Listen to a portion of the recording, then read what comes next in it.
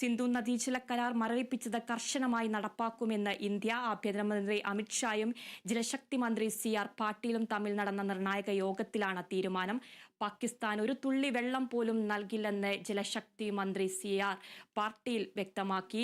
സിന്ധു നദി വഴി തിരിച്ചുവിടുമെന്നും പാകിസ്ഥാന് വെള്ളം നൽകാതിരിക്കാനുള്ള പദ്ധതി തയ്യാറാണെന്നും കേന്ദ്രം വ്യക്തമാക്കി. ഹ്രസ്വകാല ദീർഘകാലാടിസ്ഥാനത്തിലുള്ള 3 പദ്ധതികൾ തയ്യാറാക്കിയെന്നും ജലശക്തി മന്ത്രി വ്യക്തമാക്കി. വിവരങ്ങളുമായി MS ബനീഷ് ചേരുന്നുണ്ട്. ബനീഷ്, പാകിസ്ഥാനെതിരെ കടുത്ത നടപടി, നിർണായകമായ നീക്കമായിരുന്നു കണ്ണില്ലാത്ത ക്രൂരതയ്ക്ക് ഇന്ത്യ എടുത്തിരുന്നത്. ഇന്നത്തെ യോഗത്തിൽ എന്തൊക്കെയാണ് ധാരണയായത്? കൂടുതൽ വിവരങ്ങൾ എങ്ങനെയാണ്?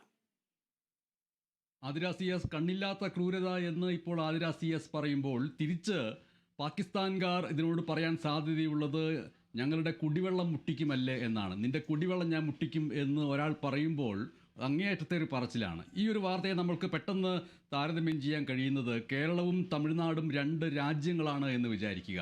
മുല്ലപ്പെരിയാർ ഡാമിൽ നിന്നുള്ള വെള്ളം ഒരു കാരണവശാലും തമിഴ്നാട്ടിലേക്ക് എത്തിക്കില്ല എന്ന് തീരുമാനിക്കുന്നു എന്ന് വിചാരിക്കുക. സ്വാഭാവികമായിട്ടും തമിഴ്നാട്ടിൽ സംഭവിക്കാൻ പോകുന്ന അതിഭീകരമായിട്ടുള്ള വരൾച്ചയും കൃഷിനാശവും സാമ്പത്തിക നഷ്ടവും അടക്കമുള്ള വലിയ പതനങ്ങളിലേക്ക് അവർ മാറും. ഒരു ഉദാഹരണമെന്ന് സൂചിപ്പിച്ചു എന്നേ ഉള്ളൂ.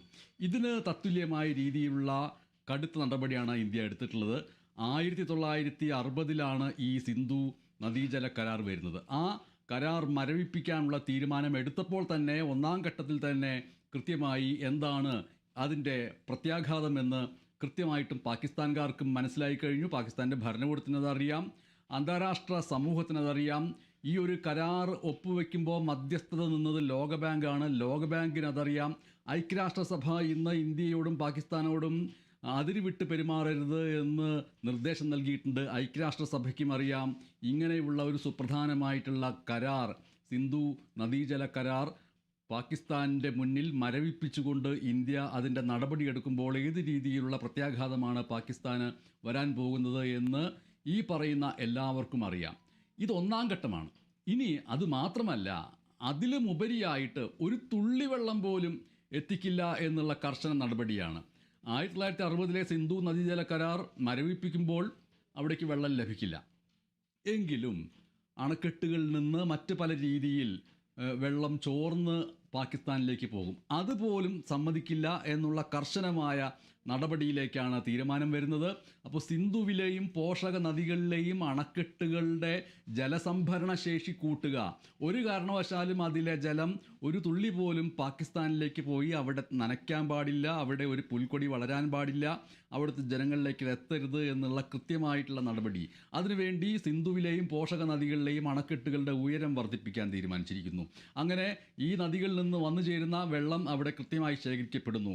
ഒരു ചോർച്ചയിലൂടെ പോലും അത് പുറത്തേക്ക് പാകിസ്ഥാനിലേക്ക് പോകരുത് എന്നുള്ള ഒരു തീരുമാനം എടുത്തിരിക്കുന്നു. ആഭ്യന്തരമന്ത്രി അമിത്ഷാ, വിദേശകാര്യമന്ത്രി, ജലവിഭവ മന്ത്രി എന്നിവർ അമിത്ഷായുടെ വസതിയിൽ ചേർന്ന യോഗത്തിലാണ് കൃത്യമായിട്ടുള്ള ഈ തീരുമാനമെടുത്തത്.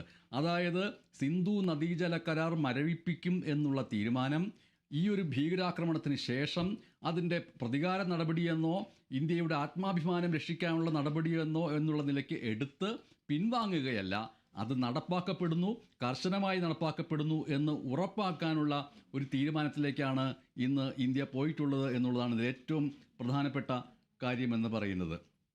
ഇതിൽ പാകിസ്ഥാനിലേക്ക് വെള്ളം ഒഴുകാൻ ഏതെങ്കിലും രീതിയിൽ സാധ്യതയുണ്ടെങ്കിൽ അതിനെ തടയേണ്ടിയിരിക്കുന്നു. ഇക്കാര്യം ഞങ്ങൾ ചെയ്യാൻ പോകുന്നു എന്നുള്ള കാര്യം മധ്യസ്ഥത വഹിച്ച ലോകബാങ്കിനെ കൂടി അറിയിക്കാൻ തീരുമാനിച്ചിരിക്കുന്നു എന്നുള്ളതാണ് ഇതിലെ പ്രധാനപ്പെട്ട കാര്യം. പാകിസ്ഥാൻ്റെ ഭാഗത്തു നിന്ന് ഇതിനോട് വന്നിട്ടുള്ള പ്രതികരണം വളരെ പ്രധാനപ്പെട്ടതാണ്. കാരണം ഈ ഒരു തീരുമാനം വന്നപ്പോൾ തന്നെ ഇതൊരു ജലയുദ്ധമാണ് എന്ന് പാകിസ്ഥാൻ പ്രഖ്യാപിച്ചു കഴിഞ്ഞു.